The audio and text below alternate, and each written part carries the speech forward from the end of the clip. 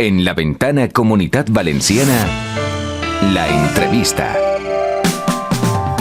Este jueves se lleva a cabo la votación de las proposiciones de ley presentadas por PP y Vox que saldrán adelante con su mayoría parlamentaria.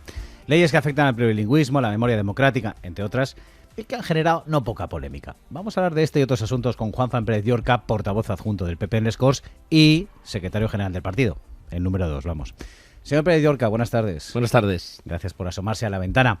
Han llegado esas leyes que marcan la hoja de ruta, yo creo que marcan la hoja de ruta de verdad de PP y Vox para esta legislatura. Lo ha hecho entre críticas de la oposición, nada nuevo. Cuando uno marca las leyes del gobierno, la oposición lo critica. Con la amenaza del gobierno central de llevar la de la concordia, que es lo que creo que más polémica genera, a varias instancias, incluso a la ONU. Dicen que blanquea el franquismo, que pone a la misma altura el periodo de la Segunda República con la dictadura. Señor Pérez Llorca, ¿usted cree que se puede comparar un periodo convulso, como fue el de la Segunda República, pero democrático, con una época de represión? Bueno, yo en primer lugar creo que no es serio que el gobierno de España anuncie que va a llevar una ley a los tribunales cuando ni siquiera existe la ley, porque lo que hoy empieza es una tramitación de una proposición de ley que acabará siendo una ley, y lo lógico es que primero uno se lea las cosas y luego decida si es ilegal o no es ilegal. Eso es lo primero. Respecto a las cuestiones de la República y del franquismo, mire, yo ni soy republicano ni soy franquista. Yo creo que estas leyes de memoria histórica tienen que servir para la concordia, para el recuerdo, para unir lo que en un tiempo desgraciadamente nos separó a muchos españoles, y que por lo tanto no me quiero significar en algo porque no conocí en mi vida esos periodos. Pero esa ley más o menos equipara a la Segunda República. No, esa ley lo que busca es la concordia y busca la unidad y busca que olvidemos la separación que vivimos los españoles en su día. Y no que la pone en el mismo unidad. plano.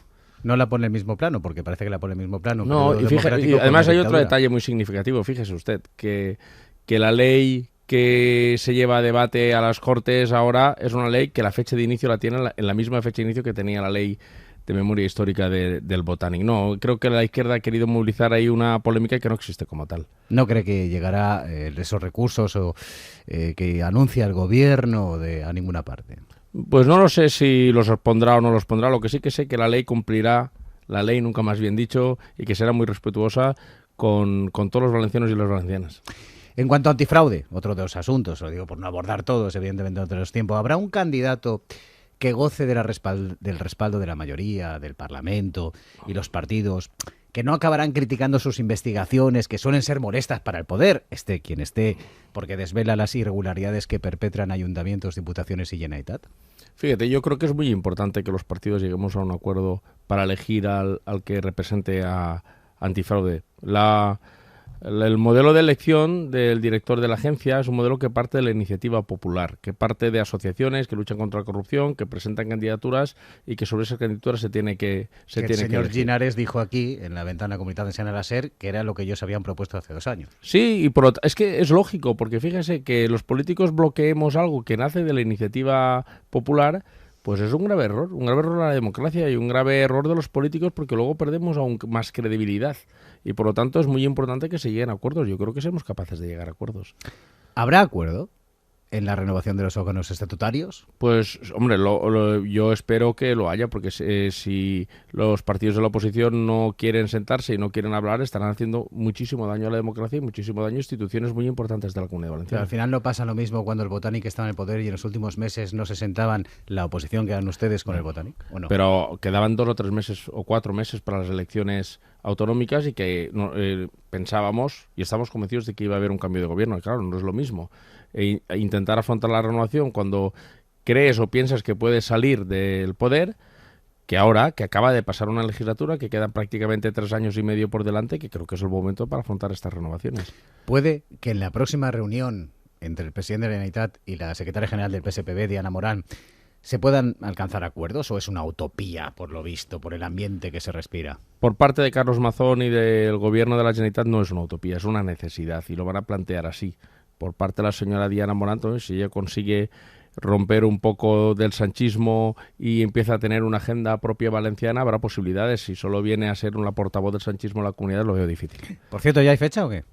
No me consta a mí la fecha. ¿No hay fecha todavía? No lo sé. Como son cuestiones del gobierno, a lo mejor no me he enterado yo, pero yo creo que fecha aún no hay. No, lo digo por las cartas. Mandan la carta, responde la carta y todavía no hay fecha. Que a mí me consta no hay fecha.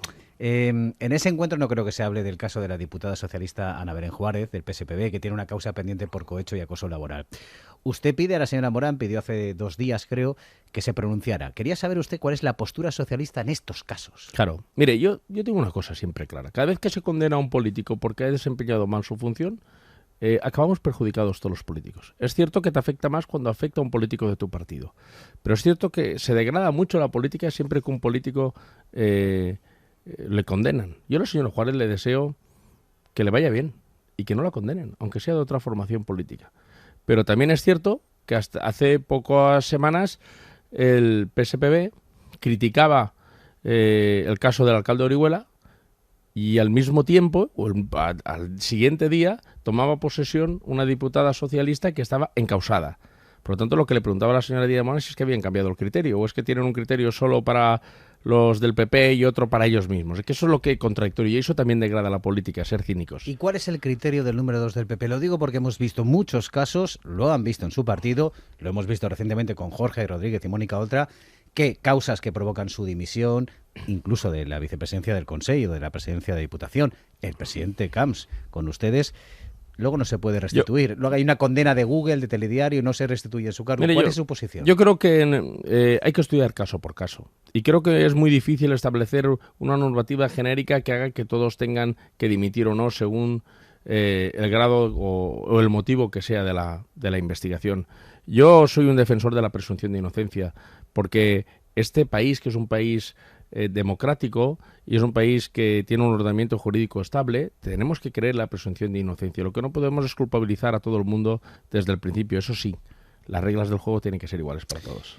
Hemos hablado de la reunión Mazón-Morán, no hay fecha. ¿Debería haber una entre el presidente de la Generalitat y el presidente del Gobierno? Pues hombre, sería muy importante, sobre todo que el presidente del Gobierno nos anunciase necesidades imperiosas que tenemos en la comunidad, como la financiación, como el agua, como las infraestructuras. Pues claro que debería ser importante, pero fíjese, incluso las cosas que afectan a la economía, por ejemplo, de todas las comunidades autónomas, ni siquiera se convoca al Consejo Interterritorial y se van a reuniones unilaterales generalmente solo en Cataluña. Por lo tanto, claro que es importante. Siempre es importante reunirse y buscar acuerdos. ¿Debería pedirle al presidente de la Generalitat? ¿Debería pedir esa reunión, ese encuentro? Yo conozco bien al señor Mazón. Ya ven que al señor Mazón no le caen los anillos por pedir reuniones. Fíjese, lo tuvo con el señor Puente, el ministro, la tuvo con la señora Rivera, la ministra de Medio Ambiente. Estuvo en Fitur hablando con García Paje, presidente de Castilla-La Mancha. Ha estado con el presidente de la región de Murcia. En fin, ha estado con la presidenta de la Comunidad de Madrid. Por Mazón no será. Mazón está dispuesto a hablar con todos. Señor Pérez Llorca, hace poco se conmemoró el 31º aniversario de la muerte de Guillem Agulló, asesinado por un neonazi, persona que daba nombre a un premio que libraba el Scores. Ustedes lo eliminaron, la Generalitat de Cataluña salió a robárselo enseguida y usted, en concreto, salió a proponer que se articulara a través de la Federación Valenciana de Municipios y Provincias.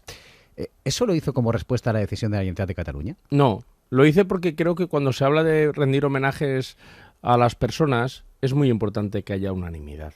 Y es importante que todos estemos en el mismo barco. Y no se daban esas circunstancias a las Cortes Valencianas. Pero sí se daban a la Federación de Municipios porque Compromís, Partido Popular y PSOE apoyaban ese reconocimiento al señor Agulló y lo que hice fue decirlo y hacerlo.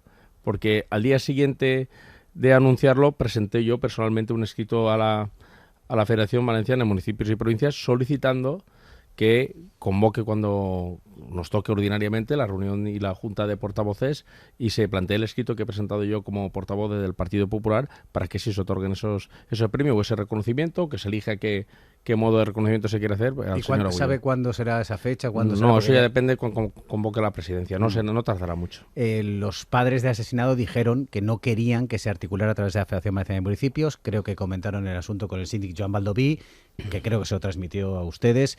Entendían que se había degradado el premio, pasar del Scores a la Federación. Le pregunto, cuando de estas cosas se hace utilización política por partes de unos y otros, suelen degradarse las cosas. Hablo de los padres. Habrá que... Pero yo hablo de las circunstancias que se dieron. Si los padres y la familia no quieren, pues yo creo que habría que respetar la voluntad de ellos. Entonces, en ese caso, señor Pérez Llorca, ¿hay alguna opción de que se recuperen les Scores?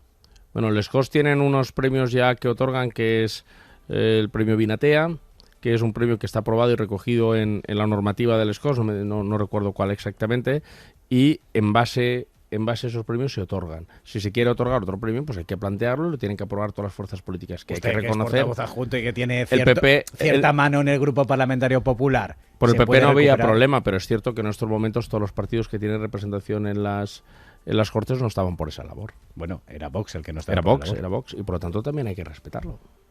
Señor Juan Fran Pérez Llorca, portavoz adjunto del PP en Les Corts, secretario general del Partido Popular en la Comunidad Valenciana, muchísimas gracias por haberse asomado a la ventana. Gracias a vosotros, un placer.